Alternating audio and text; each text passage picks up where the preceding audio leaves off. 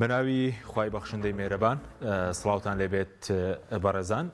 جارێکی دیکە دادگای فیدراڵی بڕیاردانی لەبارەی پەرلەمانی کوردستان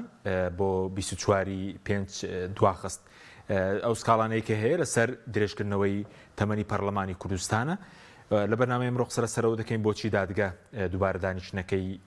دواخست و چاوەڕوان دەکرێت 24 پێنج چی ڕووداگە دادگای فیدراڵی بڵێ درێژکردنەوەی تەمەنی پەرلەمان نایاساییە لە کوردستان چی ڕوودا و بۆچی ئێستا زۆربەی لایەنەکان لە کوردستان پەنە دەبەنە بەر دادگای فیدراڵی هۆکارەکەی و دۆخی سیاسی کوردستان چی بەسەردێت لەگەڵ هەرێک لە بەڕێزان هاوژن عومەر چاودێری سیاسی و شارەزای هەڵبژارن لە ستۆدیۆ هەروە ڕێبوار محەممەد پسپۆر یاسایی لە کەلارەوە لەگەڵمان دەبێت لە ڕێگەی تەلەفۆن شۆ دکتۆر یوسف محەممەد سەرۆکی پێشووی پەرلەمانی کوردستان لەگەڵمان دەبێت کە بەڕێزیان سکاواکارە لەو دۆسیەدا سوپاسی ئامادەبوونتان دەکەین گەر سەرتا بچین لای کاک دکتۆر یوسف کاک دکتۆر سوپاسی ئامادەبوون دەکەین ئەگەر سەرتا پێمان بڵێ دۆخی دانیشتنی ڕۆی دادگا چۆن بووە هۆکاری چییە دانیشتنەکە جارێکی کە دواخرا بۆ 24 ئەم مانگە بەڵێ سەرەتا سڵاو لە جەناب و میوانەکان و سەرجەم بینەران و بیسەرانی پێیان لە ڕاستیە خۆی بڕیار بوو ئەمڕۆ ئیتر بڕیارێک لاکەرەوە لە دۆسیەکەیان بەڵام دوای وەربینیکردنی دادوەرانی دادگاکە لە دۆسیەکە ئەمڕۆ ئەوەی کە سەرۆکی دادگا ئاماژەی پێەیە ئەوە کە وردبینی دۆستەکان کردووە وان دەرکەوتووە کە بڕیاری کۆتایی لە کەیسەکە بدرێ دەرگا داخرێ بەڕووی هەڵبژاردنە چونکە ئێمە لە هەرێمی کوردستان چەندین مشکلەی کەڵەکە بوومانەیە کە بەداخەوە پەرلەمان نەیتوانێ معالەجەیکە یەکێک لەو مشکلانە بریتێ لەو کێشە گەورانە بریتێ لەوەی کە ئێمە ئێستا کۆمیسیۆنێکی کارامان نییە لە هەرێمی کوردستان کە هەڵبژاردن ئەنجام بدات و بەپێی یاساش ئەو یاسایی کۆمیسیۆنی باڵای هەڵبژاردن و ڕاپرسی ئەوەی هەرێمی کوردستان ئەبێ هەڵبژاردنەکانی هەرێم کۆمیسیۆنی هەرێم ئەنجام بدات ڕاستە پێشتر لە داوایەکی تر دادگای باڵای فیدرالی ئەو مادەیە هەڵوەشاندەوە لە یاسای کۆمیسیۆنی باڵای هەڵبژاردن و ڕاپرسی هەرێم کە دەسەڵاتی حەسری بێت بەڵام تا ئێستا دەسەڵاتی هەڵبژاردن لە هەرێمی کوردستان و کۆمیسیۆنەی هەرێمە بۆیە ئەبوو معالەجەیەک بۆ ئەو دۆسیە بدۆزرێتەوە ئێمە زوو هەستمان بەمە کرد یعنی لەو لایحەتەوەیانەی کە پێشکەشمان بە دادگاکە یەکێک لەو چارەسەرانەی کە خصومان کە ڕوو هەرەو کاتە ئەوە بوو کە لەبەرەوەی ئێستا ئێمە کۆمیسیۆنمان نییە لە هەرێم بۆیە کۆمیسیۆنی باڵای هەڵبژاردننی عێراق هەڵبژاردننی داهاتوو بەڕێوە ببە تا خولی داهاتووی پەرلەمان کۆمیسیۆن دەست بەکار ئەکاتەوە بەڵام دیارە دادگا منتەبێ نەبوون لەو کەسێکە لەو مۆزوعەکە من چەند جارێک باسم کرد لە دادگاکە بۆیە ئەمڕۆ بڕیاراندا کە سەر لە دادبینی دەست پێ بکەنەوە و کۆمیسیۆنی عێراق باونکن بۆ بەردەم دادگاکە بۆ ئەوەی بزانن ئەتوانن هەڵبژاردنەکان ئەنجام بدەن یان چۆن ئەتوانن چی کرێ باشە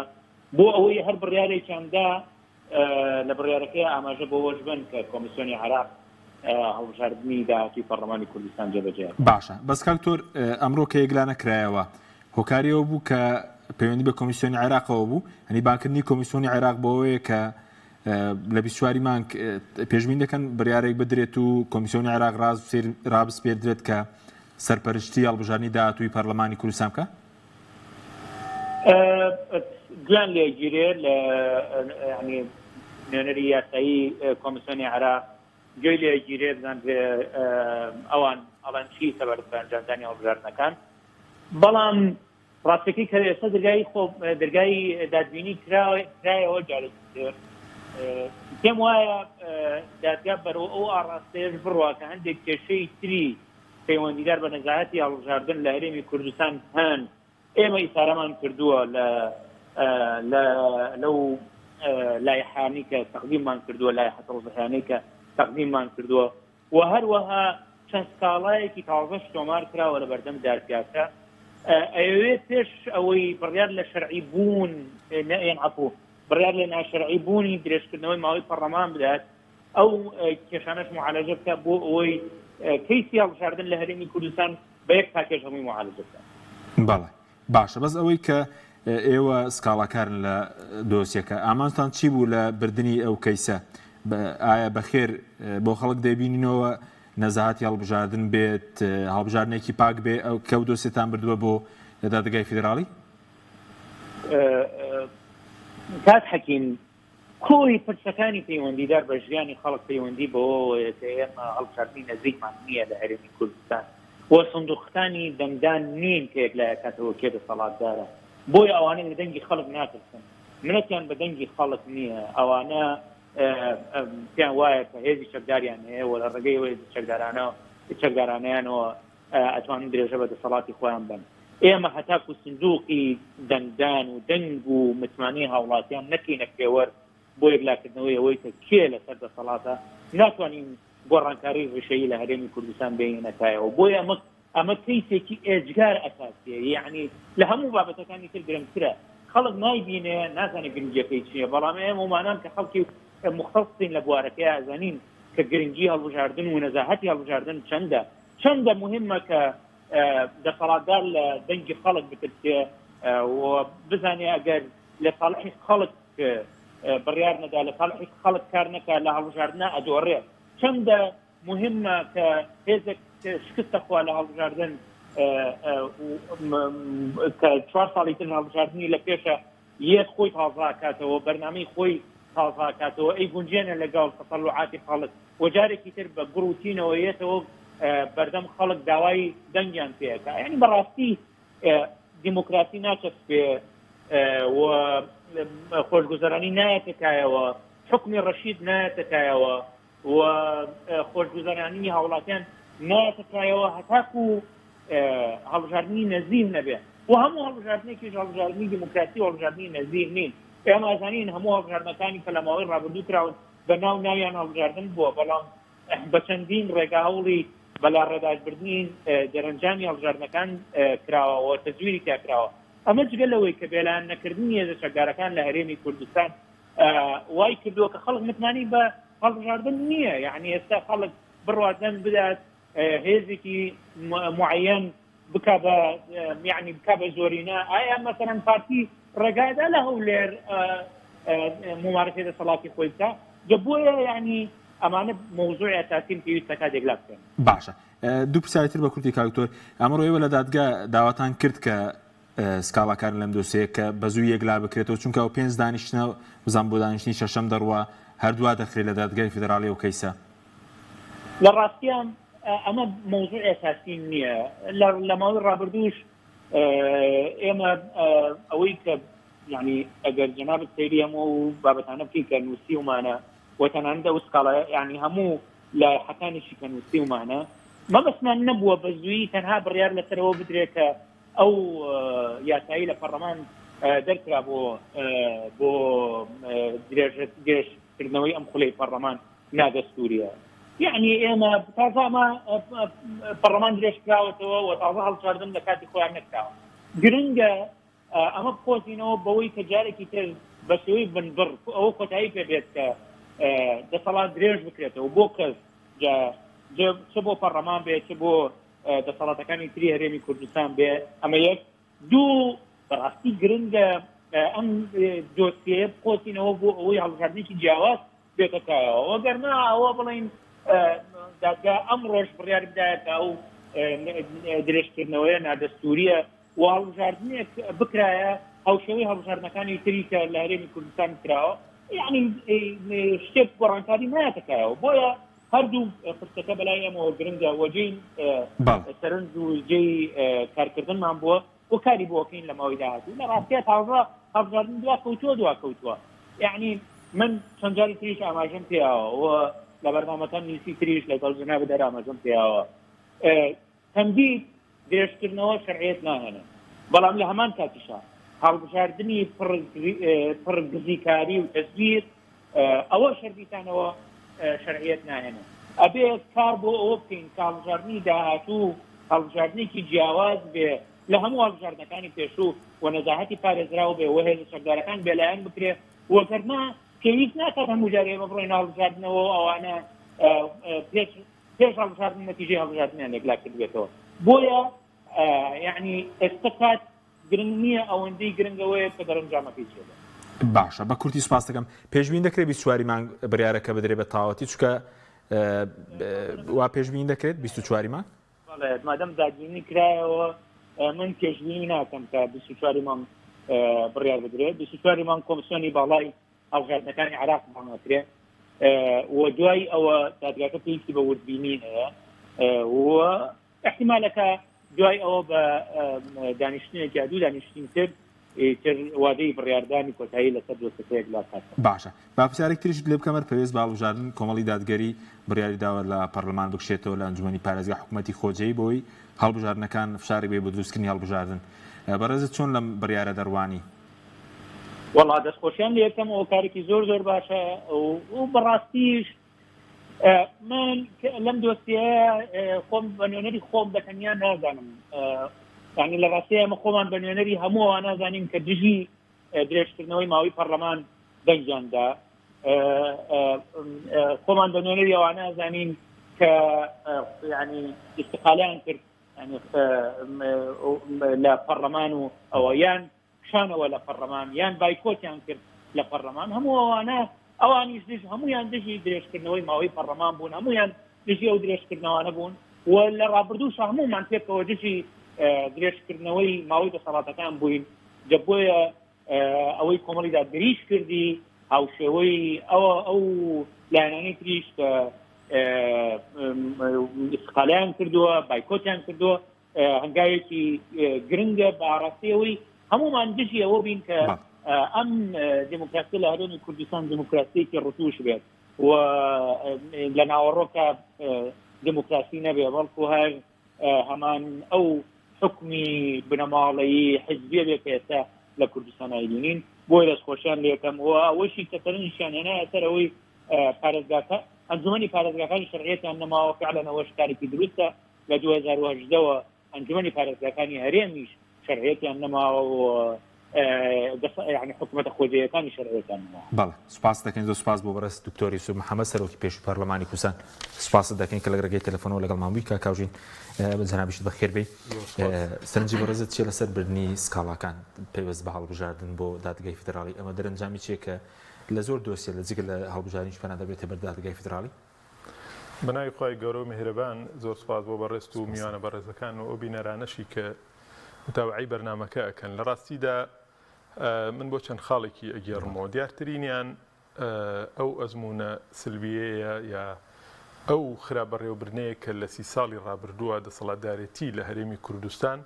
پێشکەشی کرد بۆ خۆی بۆ دەرەوەی خۆی بۆ پەیوەندی لەگەڵ هاوڵاتیانی لەگەڵ خەڵکی لەگەڵ دانیشتوانی و لەگەڵ عێراق و لەگەڵ کۆمەڵگەی دەوروبەر کە بەڕاستی ئەتوانین بڵێن ئەزمونێکی سەرکەوتوو نەبوو نەتیجەکان ئەیسەلمێنن و بەڕاستی خەڵک و هاونیشتیمانیان لێ رازی نین ئەوە خۆی بۆ خۆی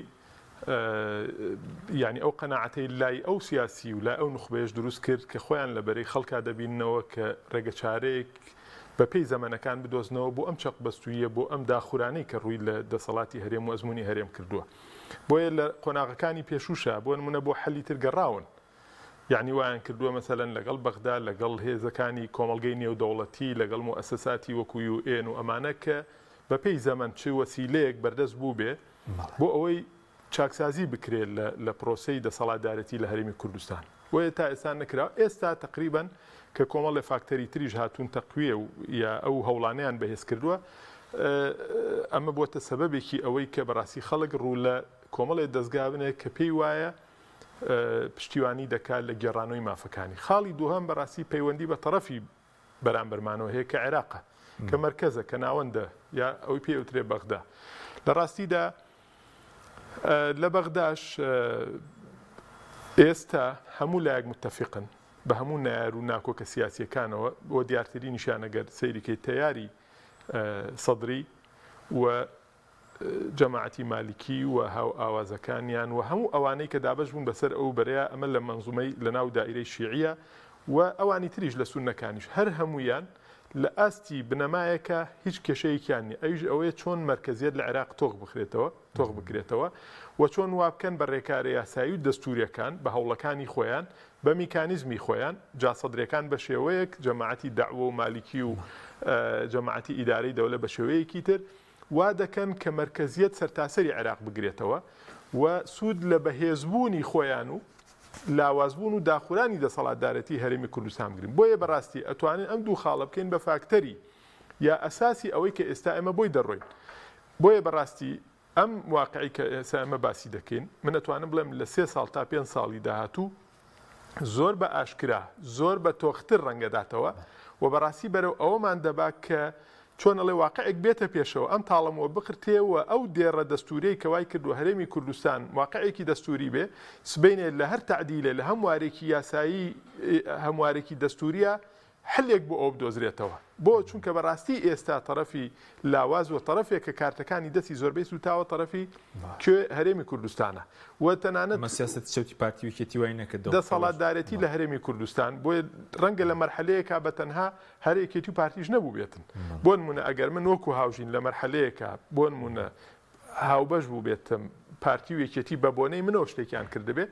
وانە ئەوە ئەگەر بە نیسبەتێکی لە سایەکیش بێتە سەر من بەڵێ یەکێتی و پارتی دەسەڵاتدارەتی هەرێمی کوردستانیان با ڕاستەیەکی خراپا برد و بەرپرسی ئەوڵ و ئەخیرن لەو داخوران و لەو پاشەکشەیی کە لە ئەزمموی کوردی هەیە کە مەترسیەکی گەورەیە فدراڵی بەڵێ زۆرترین سکاڵای هەبووە ئەنی دانیشتنیە بوو لەسەر هەرێم کاگ حەکیمگیان تۆ دائیمەن قاعدەیەکمانەیە ئەڵێ ناکرێت تۆ بەرامبەر هەم حەکەمیش بی و هەم خەسمیش بی هەم نەیاریشم بی هەم خۆشە خاوەن حکومەکە بی لەوەی کە کامان لەسەر حەقین خۆ ئەمە قاعدەیەکی ژیانیشە لە هەموو ئەدەبیاتی شەرعی و مودەوەنەی شەرعی ئۆمانەشە هەیە لە مودەوەنەی قانونیشە هەیە تۆ ئێستا نمونەی هەڵبژارن کاک زۆریس باسی هەڵبژارنی کرد لە هەرێمی کوردستان باشە سەرباری هەموو کەلێنەکان لە پرۆسی هەڵبژارنە ئێمە کۆمیسیۆنی باڵای هەڵبژارن و ڕاپرسیمانەی لە هەرێمی کوردستان باشە یەک فەرقی بچووک لەگەڵ عێراقا لە عێراق کۆمیسیۆن یا هیچ هێزێک بۆی نییە تەصدیقی نەتایجی انتخابات بکە دراوەتە تەرەفێکی قەزایی کە محکەمەی فیدراڵیە بەپێی مادەی دەستوری مادەی یەکێ لە بەرگەکانی مادەی 92 دەستورە پێم وابێ تا محکەمەی فیدراڵی تەصدیقی نەتایجی انتخابات نەکە دوای یەکلاکردنەوەی هەموو سکاڵاکان لایەن لیژنەی قەزایی انتخابات و هەر دامەزراوەیەکی قەزایی کە پێیوەستە بە یەکلاکردنەوەی سکاڵاکانی انتخابات بۆنە تەصدیقی ناکە باشە لێرە تۆ هەر وەکو نمونە انتخابات دەڵێم لێرە ئێمە یەکێتی و پارتی نەیاری هێزەکانی تر بوون لە ئەوەیە گەورەترین کێشە لە کاتی انتخاباتی پەرلەمانی کوردستان دروست بوو کە لە نۆ ئەندامەکەی کۆمیسیۆنی هەڵبژاردن و ڕاپرسی هەرێم چواری تەصدیقی نەتیجەی نەکرد بەڵام پێنجەکە کە یەکێتی و پارتی لێ بەرپرس بوون ئەویان کرد کەواتە تۆ لە کوردستانە کە مەرجعیەت نەما مەرجعیەتی سیاسی نەبوو قەزایی نەبوو شت نەبوو خەڵک بۆ مەرجعیەتێکی ترەگەرە لە دەرەوەی بازنەی هەرێمی کوردستان دێ بۆ خزمەتت مامۆستا ڕێبوار سوپاسی ئامادەبوونی جەنابشی دەکەین داوا لێبوردن دەکەین درە کاتینە خزمەتت دەمەوێت سەرنجی بەڕێزت بەپۆختی لەسەر لە ڕووی یاساییەوە بۆچی دانیشتنەکەی دادگا دواخراوە پێشبینی سیناریۆ چی دەکرێت بۆ داهاتوو لە دادگای فیدراڵی سەبارەت بە پەرلەمانی کوردستان درێژکردنەوەی تەمەنەکەیەوە و سکاڵا جۆرا و جوارانش کە هەن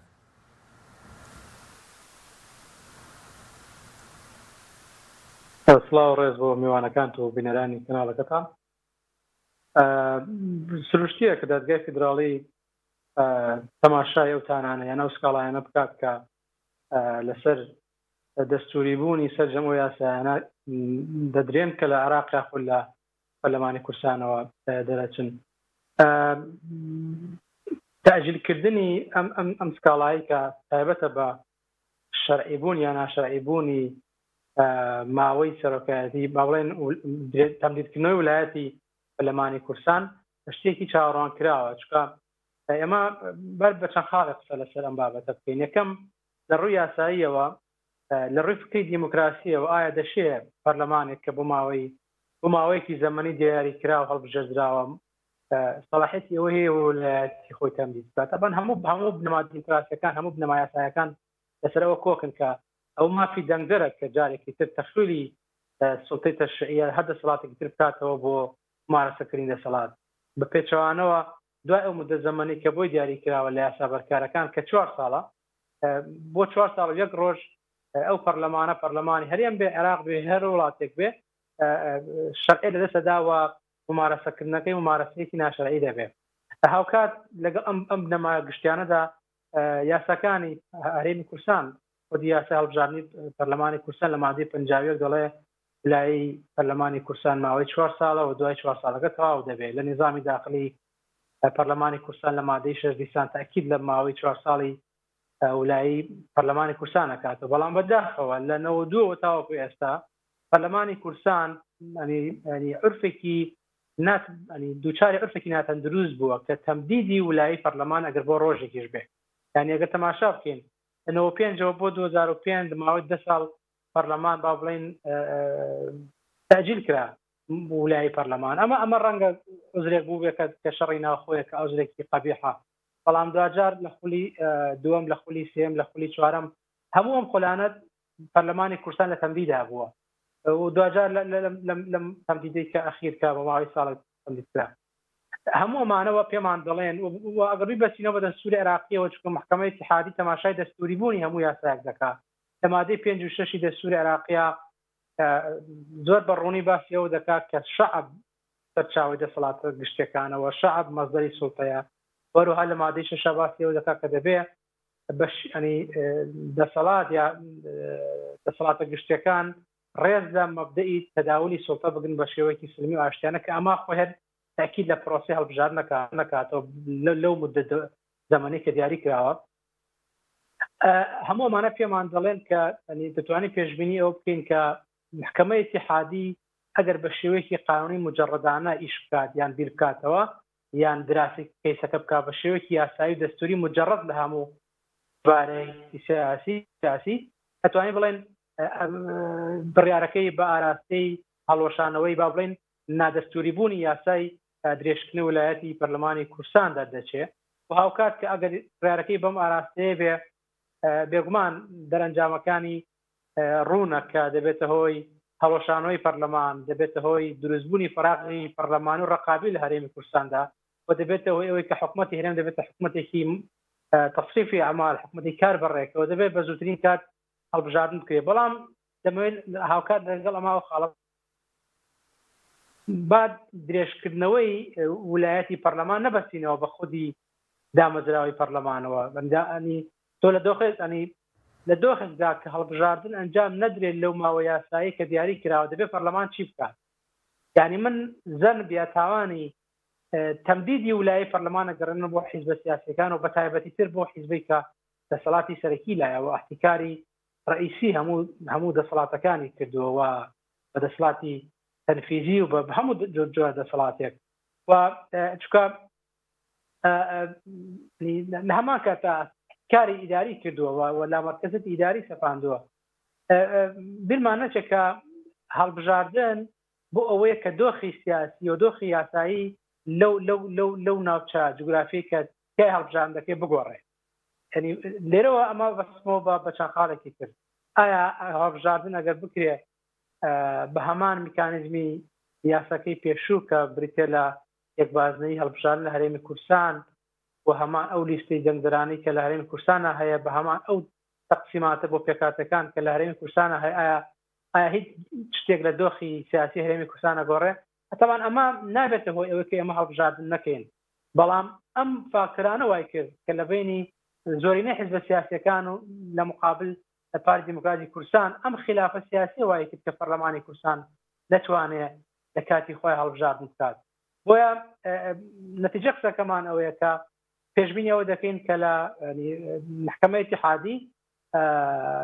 ئەگەر بە شێوەیەکی دەستوری یاسایی مجەڕەد لە کەیسەکە بڕوانێ یاسای درێژکردنەوەی ویلایەتی پەرلەمانی کوردستان هەڵوەشێنێتەوە بیرمان نەچێت کە کۆمەڵێک پرفی دەستوری وڵاتانی ترمان هەیە بۆ باڵێن کۆمەڵە سەوابقی دەستوریمان هەیە لەسەر هەڵوەشانەوەی ئەو یاسایانەی کە تەمەنی پەرلەمانی دێشکرێتەوە بۆ نمونە على سبیل المثال لە لوبنان لە ساڵی 97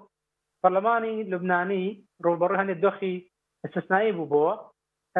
ویلایەتی پەرلەمانی درێژ کردەوە بە یاسا لایەن محکەمەی دەستوری لوبنانەوە یاساکە هەڵوەشێندایەوە بۆی کە پەرلەمان صلاحیەتی درێژکردنەوەی ویلایەتی خۆی نییە. طبعا هەموو محکەمە دەستوریانەی کە لە دووەلی عەرەبی هەن با بڵێن هەموو جیهانە هەن هەمان مەبادیە دەستوریەکانی شەکەن کە پرەنسیپەکانی دیموکراسیە و دەستوری یاسابەرکارەکانە لە ئەو وڵاتی کە هەڵبژاردنی تیاکرێ. سپاس دەکەم مامۆستا دوای دێمەوە خزمەتت لەسەرەوە قسە دەکەن ئەگەر دادگا بڕیارەکەیدا ئەو کاتە ئایا بە کۆمیسیۆنی عێراق هەڵبژاردنەکە دەکا یاخود کوردستان یاسای هەڵبژاردن چۆن دەبێت و دەکاری زیاتر دێمەوە خزمەتکە کاوژین سەبارەت بە دواخستنی هەڵبژاردن یعنی ئێستا کە لە کوردستان گەشت بە بنبەست ئێستا پارتیویکێتی گەشتن بە بنبەست لەسەر ڕێکەوتنی یاسای هەڵبژاردن لەسەر کورسی کۆتاکان لەسەر کۆمیسیۆن ئەوەی دادگای فیدراڵی توانێت یەکلای بکاتەوە یاخود ئێستا فشاری نێودوڵەتی شێ بۆ ئەنجامدانی هەڵبژاردن واتە هەڵبژاردنەکە بەوەی دادگای فیدراڵی ئەوانە بکرێت خۆی کێشەکە ئەو بەڕێزانەش ئاماژەیان پێدا تۆ هەرجارە سەیری کە هەر لە بنەڕەتەوە هەڵبژاردن کێشەی هەبووە لە هەرێمی کوردستان باش عێراقی تازە لە 2003ەوە لە دەستی ڕژێمی پێشوو ڕزگاری بووە لە 2014 و کۆتایی 2004 و کۆتایەکەیە یەکەمین هەڵبژاردنی کردووە بۆ هەڵبژاردننی پەرلەمانی ئەو کاتە کە تقریبان کەمتر لە ساڵێک بوو ئەنجومەنی نیشتیمانیان پێوت دوای ساڵێک انتخاباتێکی تری کرد تا ئێستا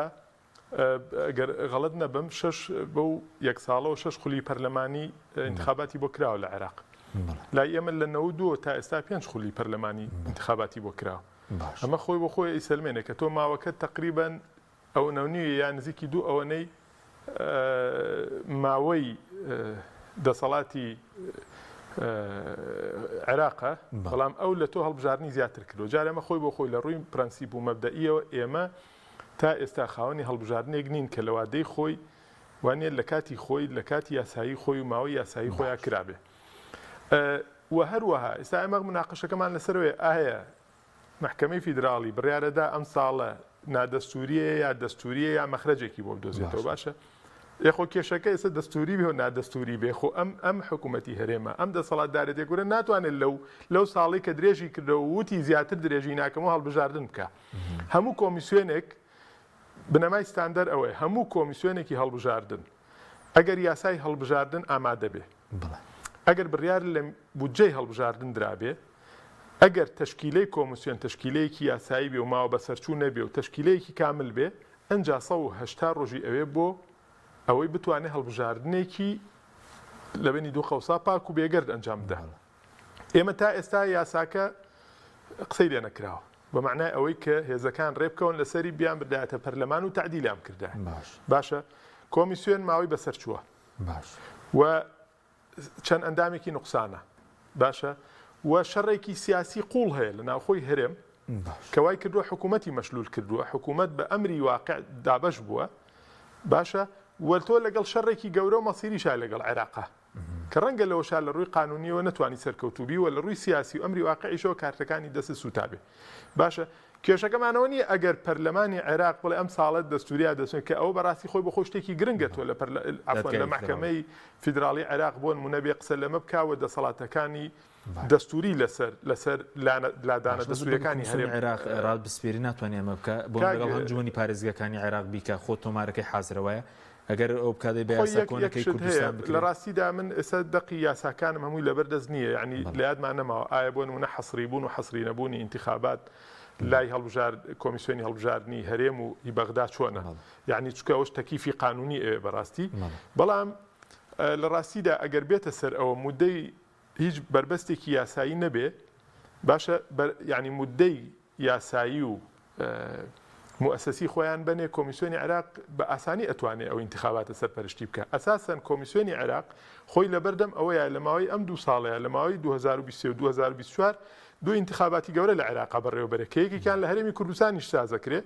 و ئەوی تریشیان کەرکووک و دووسێ ناوچەی مشتەرەکی مادەی 140 دەگرێتەوە وەکو سەلاحەدین وەکو دیالە وەکو کەرکووک وەکو موسڵیش کە هەڵبژاردننی ئەنجومەنی پارێزگاکان بۆی کوردستان لەگەڵ عێراق دەکرێت ئەنجام بەڕاستی هی عێراق تا ئێستا بڕیار نییە پەرلەمانی عێراق لەگەڵ هەڵبژاردننی ئەنجومەنی پارێزگاکان بکرێت قسەکەم لەم مەبدەئەیە ئەگەر زەمینەی بۆ ساسکەن و چۆنەڵێ هیچ بربەستێکی یاسایی نەبێ و میزانی بۆ تەرخان بکرێت ئاساییە بۆ کۆمیسیۆنی هەڵبژاردننی عێراق بێ سەرپەرشتی هەڵبژاردننی پەرلەمانی کوردستانی بکات کە لە ڕابردووا کردوێتی لە ڕابردووە کۆمیسیۆنی هەڵبژاردننی هەرێممان نەبووە نەبووە بەشێکی گەر من زاکرە من نەبێ یعنی 2014 و 15 دامەزراوە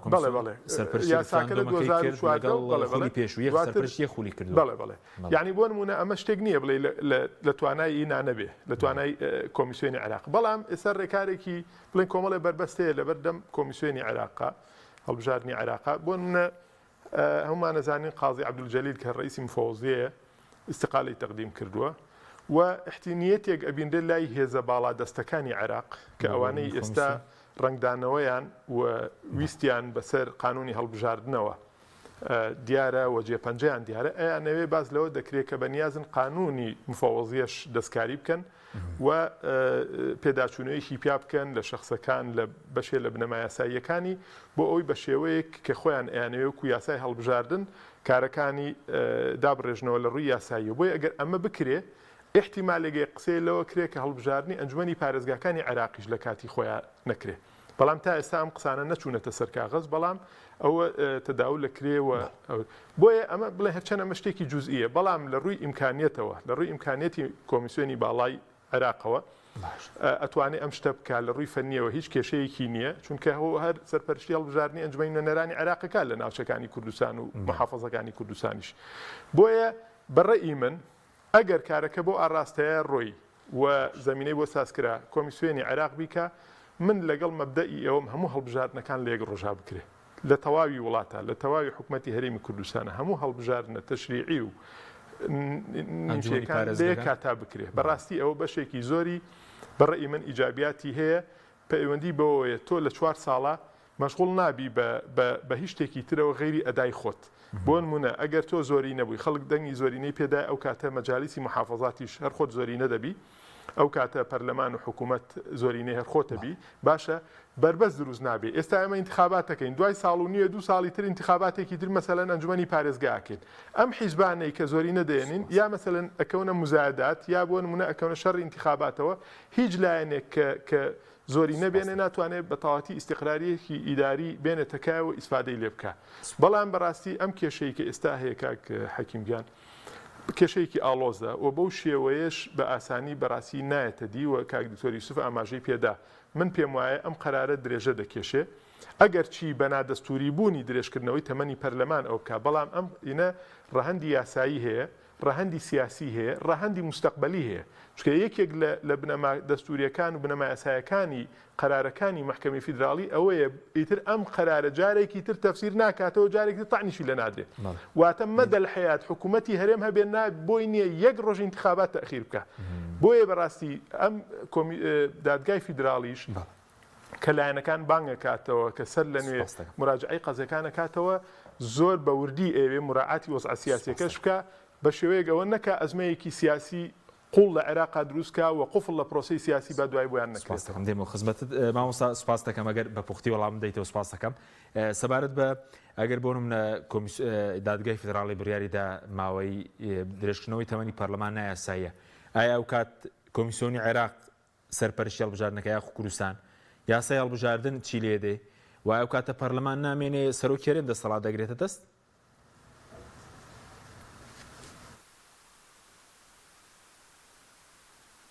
بەڵێ طبعا ئەو کات دەبێت بڕیارەکەی محکەمەی اتحادی کاتێکە بڕیار ئەدا بەوەی کە ویلایەتی یان درێژکردنەوەی ویلایەتی پەرلەمان نادەستوریە و پەرلەمان سەلاحەتی ئەوەی نامێنێت کە کۆمیسیۆنی هەڵبژاردنەکانی هەرێم کارا بکاتەوە و یاسای هەڵبژاردنەکانی هەرێم تعدیل بکە تۆ بە ناچاری دەبێت کۆمیسیۆنی هەرسان و دەبێت بە هەمان میکانیزمەکانی پێشوو هەڵبژاردن ئەنجام بدرێتکە بابەتی یەک بازنەیی بابەتی پێکاتەکان بابەتی لیستی دەنگدەران بەتایب بەڵام بۆ بابەتی لیستی دەنگدەران ئەوە دەکرێت کۆمیسیۆنی هەڵبژاردنەکانی عێراق کار بە لیستی دەنگدەرانی عێراق بکات بەڵام بەگشتی هەنی من پێم وایە محکەمەی اتحادی تاجیلکردنی داواکەی یا بابنەی ئەو سکاڵای ئەمڕۆ بۆ موعدی داهاتوو پەیوەندی نییە بۆی کە کۆمیسیۆنی هەڵبژاردنەکانی عێراق بانگێشتاوە پرسیاری لێ بکە ئایا دەتوانن یان نا چۆکو میوانە بەڕێزەکەتان باسی کە تاکاژین بڵێ ئیمکانیت هەیە و بڵێ ئەگەر محکەمەی اتحادی بڕیار بدا ئەو کات ئیجبارە کۆمیسیۆنی هەڵبژاردنەکانی عێراق بۆ ئەرکە هەستێ واتە محکەمەی اتحادی ئەگەر ئەم میکانیزمەشی بەکارهێنا بێ میکانیزمێکی دروست نییە لە ڕاستیە چونکە محکەمە بۆی بڕیارێکی یاسایی دەربکات یا بڕارێکی دەستوری دەربکات پرس بە جیهادەکان دەسەڵاتەکان ناکات بزانن دەتوانیان دەتوان بڕیارکە جێبەجێ بکەنیانە بۆیە ئەو پرسیارکردنە ڕەنگە مبەڕێکی سیاسی بۆ بێ بۆ تاجیلکردنی سکاڵاکە بەڵام بەنسبەت ئەوەی کە سەرۆکی هەرێم جێگەی پەرلەمان بگرێتەوە شتێکی لەو بابەتە نەخێر کەوی لە یاسای سەرۆکایەتی هەرێمە هاتووە یاسای ژمارەی ساڵی 2005 لە مادەیدا تەنها بۆ دیاریکردنی ڕۆژی هەڵبژاردنە کە دەڵێ ئەگەر پەرلەمان هەڵۆشایەوە لە ماوەی 15 ڕۆژە سەرۆکی هەرێمە بێ ڕۆژی هەڵبژاردن دیاری بکات بە دوجار لە ماوەی 10 ڕۆژە دەبێ بانگێشتی ئەنجومەن بکات بۆ کۆبوونەوە واتە سەرۆکی هەرێم دامەزراوی سەرۆکی هەرێم بڵین دامەزراوی سەرۆکایەتی هەرێم ناتوانن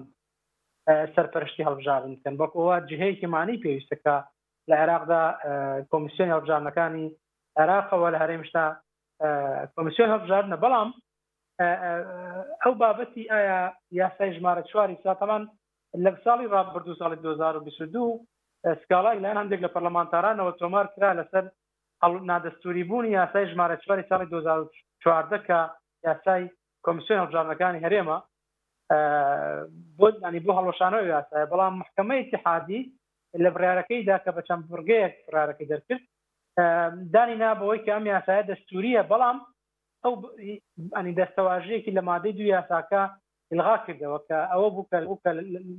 لە مادەی دوو ئەوە جێگیر کرا بوو کە کۆمیسیۆنی هەڵبژاردنەکانی هەرێم با بڵێن جهەی دەسەڵاتی حەصری هەیە لەوەی کە سەرپەرشتی هەڵبژاردن لە هەرێمی کوردستان بکات محکەمەی اتحادی هات ئەم دەستەواژەی ئلغا کردەوە واتە لێرەوە ئەو دەرگایە کراوەیە لە بەردەم کۆمیسیۆنی هەڵبژاردنەکانی عێراق کە بتوانێت سەرپەرشتی هەڵبژاردنەکانی هەرێمی کوردستانی شتا لە ڕابردوو شاوەکو باستانکرد کردوێتی بۆیە ئەگەرەکە ئەوەیە کە پێشبینیەکە ئەوەیە کە بڕیاری محکەمە بۆ نادەستوری بوونی یاسای درێژکردنەوەی تەمەنی پەرلەمان بڕات و دوجار ڕۆبەڕووی ئەم ئاڵنگاریانە یا ئەم دەرەنجامانە بینەوە بەڵام من بۆ خۆم لە جلسەی پێشووی دانیشتنی دادگا لە هەندێک لە پرسیاری سەرۆکی دادگا کە چەند پرسیارێکی ئاراستەی نوێدانی پەرلەمانی کوردستان کرد لەوەی کە ئایا پەرلەمانی کوردستان ئەو ماوەی بۆچی تەمدیدی پەرلەمانی تەمدیدی ویلایەتی پەرلەمانی کردووە ئەو کۆمەڵە دەفعاتیان خستە ڕووکە لەبەر 1 2 3 ئەو خاڵانە دوو پرسیاری ئەوە لێکرد ئایا ئەو مودەیە کە دیاری کە تەمدید کە ئایا پەرلەمانی کوردستان دەتوانێت لەو مودەیە ئەو خاڵانەی کە بۆی تەمدید کراوە جێبەجێ بکات من لەمەوە پێشبینی ئەوە دەکەم کە یەکێک لە ئەگەرەکانی تر ئەوەیە کە محکەمەی اتحادی ئەوەش چاوەڕوان کراوە کە سەماحێک بداتە پەرلەمانی کوردستان بۆی کە دۆخێکی سیاسی ناجێگی لە هەرێمی کوردستانە وای کردووە کە مودەی پەرلەمان با بڵێن ویلایی پەرلەمان درێژ بکرێتەوە و سەماحێکی پێ لانی کەم لەو چەند مانگی کە ماوە ئەو ئیجراعاتانە ئەنجام بدرێ و هەڵبژاردننی پەرلەمانی کوردستان بکرێت بەڵام ئەمە سەرکەوتوتر دەبووم ئەگەر بەهاتایە پەرلەمانی کوردستان لەو یاسایی کە ویلایەتی خۆی پێ درێژ کردەوە بەم شێوازە ڕێکی یەکەم سەلاحێتی یاسادانانی لە پەرلەمان بسەندایەتەوە واتە پەرلەمان دوای تەوابوونی ویلایەکە 2011 توانای دانانی یاسای نێوە تعدیل یاساکانی پێشووی نەبایە تەنها مەهامی پەرلەمان چڕب کرایەتەوە لەوەی کە تعدیلی یاسای هەڵبژاردنەکان کاراکردنەوەی کۆمیسیۆن ئەو بابەتانەی کە بەهۆیەوە پەرلەمان درێژ کراوەتەوە و پاشان وەزیفەی ڕقابی پەرلەمان و پاشان بڕینی موچە و امتیازاتی سەرۆکایەتی و ئەندامانی پەرلەمان تەنها چەند مکافەیەکی مالیان پێ بدرایە بۆ ئیدارەی ئومور ئەگەر تەمدیدەکە بەم شێوازە بووە تەسەورەکەم محکەمەی اتحادی بەم ئاراستەیە بڕایە زیاتر بۆی کە پەرلەمان لەژێر فشارە بووە و ناچار بووە و پشتبەست بۆ قاعدەی کە دەڵێ الضرورات تبيح المحظورات ڕێگەی بۆ بدایە کە ئەم چەند مانگە پەرلەمانی کوردستان بۆ ڕێکارانەی کە پێویستن بۆ ئەنجامدانی هەڵبژاردن پێویستە. سپاس دەکەین مامۆستا کاکاژین 5 خولەکێکمان ماوە سپاس دەکەم پێشبینی خۆت بۆ دۆخی هەرێم ئێستا گەر مەدەم دۆخەکە بن بەزگەیشتووە لە ڕووی سیاسی بێ بۆ هەڵبژاردن بێ لە ڕووی داراییەوە بێ فشاری نێودوڵەتیە و دۆسیەکان لە دادگای فیدرالین لە حکوومەتی عێراقن هەوڵی جیایە لە بەغدا بۆ دۆخێرە پێشبینیەکەت چیە؟ وەڵی هیچ ئێستا بۆ نمونە چۆنەڵێ هیچ ئاسۆیەکی دڵخۆشی بۆ هەرم هین نییە ئەمە قسەی ئێمە نیە ینی ڕوون نییە و دیار نییە ئەمە قسەی بەس لایەنە ناخۆیەکان نییە قسەی بۆ نەلایەنە نێودوڵەتەکانیشە چ بە ڕێکخراوە نێودوڵەتەکانەوە کە هەمومان نەزانین UN و غەیر و UN و یەکێتی ئەوروپا ئەوانی ترچی پێشنیاز و چی مەترسی و ئاڵنگارەیەکیان ڕوون کردوێتەوە بۆ دەسەڵاتدارەتی لە هەرێمی کوردستان و ئەوەی کە وڵاتانی تریش لە ئەوروپیەکان لە عێراق لە ئەوانەی کە خۆیان چ بە دڵسۆزی کورد دەزانن یا بە نزیکی کورد دەزانن یا نوێنەرایەتیان هەیە لە هەرێمی کوردستان ناوچەکە بە ئاشکرا و توانە کە هەرێمی کوردستان بەڕاستی لەبەردەم کۆمەڵێ مەترسی گەورەدایە و ئەزمونونەکە خۆی لە ئەوەیە یعنی من بەڕاستی ئەتوانم ئێستا بڵێم کاک هین بە خوێندنەوەی ئەو واقعا نەخوازراوانەی ئێستا لە هەرێمی کوردستانە ڕۆن چەند شتێک بڵێم یەکەم ئێمە ئەوەی کە خەڵکێک باسێکە عێراق تورک فورس عەرەب نار و دژمنی دەرەجەیەکی ئێمە نین ئەگەر ڕۆژگارێ دەرەجەیەک بوون ئێستا ناتوانین بڵین ئێمە خۆمان یا بەشێ لە خۆمان بووین بە مەترسی دەرەجەیەک لەسەر بەشەکەی ترمان و لەسەر مستەقبەلی ئەزمموی هەرێمی کوردستان باشە ئەمە خاڵێکی تر هەر ئەو داخورانەی کە ڕووی لە هەرێمی کوردستان کردووە خۆ بەس کای سیاسی نەگرتوێتەوە ئێمە کۆمەڵێ ئەزمەی گەورەمان لە مەجای نەفسی لە مەجای کۆمەڵایەتی لە مەجای ئابووری لە مەجای چۆنڵێ کەینونەی ئینسان بۆ دروست بووە ئێستا تاکی کورتاکێکە تەندروست بیر ناکاتەوە چاکی بۆ ئەوکەی هەر لێو ناڕازیە خراپی بۆ ئەوکەی هەر لێو ناڕازیە ئەمە نیشانەی ئەوەیە کە ئێمە ئێستا بۆ نمونە ئەم واقعەوای کردووە بیرکردنەوەی سەلیمی لای هاونیشتیمانی نەهێشتووە یعنی بۆ نمونە خەڵکێک پێی وایە بۆ نمونە لە ڕووی سیاسی بۆ نمونە ئەم دەسەڵاتدارێتی زەربەی داوە یا لە ڕووی ئابووریەوە نەخێر ئەی دروستبوونی یا زیابوونی ڕێژەی تاوان لە کۆمەڵگەیە ڕۆژ نییە کەسێک تیرۆر نەکرێ ڕۆژ نییە کەسێک مەسەلەن بە ئینحرافاتێکی ئیجتیماعی ئەخلاقی نازانم چی یا چەند کەسانێک چەند حاڵەتێ تۆمار نەکرێ کەی موجتەمەعی کوردی ئەمە بوو بۆیە بەڕاستی هەموو ئەمانە ئیسلمێنەکە تۆ ناتوانی زۆر بە دڵخۆشیەوە باز لە ئایندی ئەم هەرێمە بکەی سەرباری ئەوەی لە دەرەوەی واقعی خۆشمان کە خۆمان مەترسی یەکەمین بۆ سەر ئەزمموی خۆمان ئێستا کاکێمە 10 ساڵ و 15 ساڵی ڕابردوو بە ناوی ئۆپۆزیسیۆنەوە ئەو هەموو مەترسیەمان باسە کرد کە لەسەر ئەزمموی هەرێمی کوردستانێ ئەو هەموو گەندەڵیەمان باسە کرد ئەو کاتە دەسەڵاتی یەکێتی و پارتی تقریبان هاوپەیمان بوون بەرژەوەندیەکان زۆریەکان گیر بوون یعنی بۆ نمونە وەزعیان باش بوو لەگەڵ یەکتری لە چاو ئێستا یان و کاکەوە ناپاکن ئێوە خێرتان ناوێ بۆ ئەزمموی هەرێمی کوردستان دوای 15 ساڵ دوای دروستبوونی بەرەی ئۆپۆزیسیۆن لە 2009 بە ڕسمی و بە یاسایی لە هەرێمی کوردستان ئێستا خۆیان دێن نەفسی ئەو قەوانە بە تۆختر بە بەڵگەی بە قوتر لە سەر یەکە خەنە ڕوو ئەو دابەشبوونەی ئێستا هەیە شارێک ئەڵەی سەر بە چۆن ئەڵێ قەزایە ناحیەیە لادەیە هەر لەو هەرێمەیە شارێکی تر ئەڵەی ناوینراوە دوبەی ئەمە بە حسابێک حکومەت سەرپەرشتیەکە کێ تاوانباری سەرەکیە من ئەوە کەیسێکی تر مەسەڵەن باسی لێ بکەی ئایا ئەم جیاوازی تەبەقی و ئەم جیاوازی شار و محافەزە و بەرێ دروست بۆ ئەیە ئەم دوو حکومەتیە کێ لێی بەرپرسە بەڵام بەڕاستی ئێمە لەبەردەم مەترسی گەوریان و لە دەرەوەی سنووری هەرێمیش بەڕاستی ئەوە عێراق هەیە کە باسمان کرد هەموو ئاڕاستەکان هەموو تەفکیرەکان هەموو زەمینە سازی و میکانیزمەکان بۆ ئەوەیە مرکزیت لە عێراق تۆق بکرێتەوە یاسای هەڵبژاردن ئەگەر سەیریکەی ئەو عەقڵیەتە تۆخەکاتەوە بەنیازی تعدیلی یاسای حیزبە سیاسیەکانن هەر خزمەتی بەرژەوەندی ئەوە دەکات سێ لە سەردەمی ئێمە کە لە بەغا بووین سێ لیژنە لە ئەنجومەنی وەزیران لە سەرۆکاتی کۆمار لە پەرلەمانی عێراق دروست کرا بۆ تعدیلی دەستور هەر سێکی بۆ نمونە ئێستا خەیاڵ هەیە کە بەشێ لەو تعدیلانە لەگەڵ گۆڕینی نظامی سیاسی لە عێراقا بکرێ بە پرۆژەی هەمواری دەستور ئەوە بکرێ نظام بکرێ بە ڕیاسی لە عێراقا ئەمە هەمووی واکە بۆ نمونە لە ڕووی سیاسی لە ڕووی مستەقبەلی پێگەی سیاسی دەستوری هەرێمیش ئێمە چارەنووسێکی باشمان نەبێت چجای ئەو مەترسیانەی تر کە بەڕاستی لەسای ئەم دەسەڵاتدارەتیە چاوەڕێکرێ بێتە دی سپاس دەکەم مامۆستا کەمتر لە خولەکێک سپاس دەکەم سەبارەت بە سکاڵاکان کۆمەڵی سکاڵای تریش هەیە بۆ نوەسەر پێکاتەکان سۆنا عومەر تۆماری کردووە فراکسیۆنی یەکێتی لە سەرلیستی دەنگدەرانوانش لە دادگای فیدراڵی هەیە جێگەلەوەی دکتۆری یوسف لەسەر درێژنەوەی تەمەنی پەرلەمان ئەو سکاڵانە چیان بەسەردێت بە کورتی بە سپاس دەکەم کاتمان نەماوە بەڵێ ڕاستە دەوێت چاوەڕێ بکەین بزانین محکەمەی اتحادی چی دەڵێ بەڵام لە ڕووی ئەوەی کە محکەمەی اتحادی ئەگەر ئەو سکاڵیانە بەسێتەوە بە مسکاڵایی کە لەسەر پەرلەمانی کوردستان نانی بەرزکراوەتەوە بڕارێکی دروستە چکە هەموو ئەمانە ڕەتی بەیەکەوە هەیە ڕەتی بە پرۆسەی ئەنجامدانی هەڵبژاردنەوە هەیە لە هەرێمی کوردستان بە هەڵبژاردنێکی پاک و پێکەرە هەڵبژاردنێکی نەزیە ئەوەی کە ڕەتی بە پێکاتەکانەوە هەیە نادادێکی گەورە هەیە بەڕاستی لە شێوازی دابشکردنی کورسی پێکاتەکان بۆ ئوسلوبی کە دابش کراوە بۆ یەکبازنی کە لە هەرێمی کوردستانە هەیە بۆ شێوازی بۆ ئوسلوبەی کە دەشێت دەنگدەرانی ئاسایی کە لە پێکاتەکانی دەنگیان بۆ بدەن بۆ نسبەتەی کە سەتادەی پەرلەمانی کوردستان بۆ پێکاتەکان تەرخان کراوە کاتێکا پەرلەمانی عێراق پێکاتەکان ناگات بۆەوەی کە لە هەرێمی کوردستاندا هەن تاقیەکان وجودیان بۆ ژمارەیان هەیە پێبەش کراون لە و بۆ پاکردنی بۆی کە 100,000 دەنگدەر کە ناو کە ناوی مردووان دووبارە ناوی وامی لە ناو لیستی دەنگدەرانی هەرێمی کوردستانە هەن هەموو ئەمانە وا دەکات کە محکەمەی اتحادی من تەوەقعەکەم و پێشبینیەکەم ئەمانە پۆستێەوە دام پەرلەمان کە ڕابردووە هەندێک ئەتجا بە هەندێک تەشریعی ئیلزام بکات بە هەماکردن ڕێگە نەدات بۆی کە پیکانی زمانەوە هەڵبژاردنەوە. بەڵێ سوپاسان دەکەم سوپاس بۆ بەرەزان ماوەسا ڕێبوار محەممەد لە کەرارەوە هەروە کاک حاج محەممەد لە سوی سوپاسیان بدەبتان دەکەم سوپاس بۆی وێنەرانی بەرز سوپاس باوکارانم خواتان.